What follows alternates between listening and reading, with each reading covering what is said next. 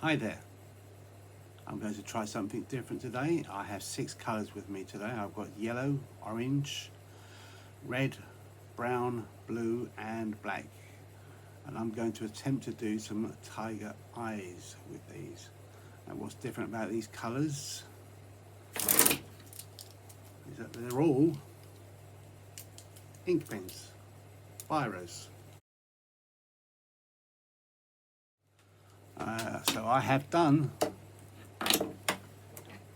ink drawings before in black ink, but not in colour. So shall we see how we get on with that? And shall we just crack on?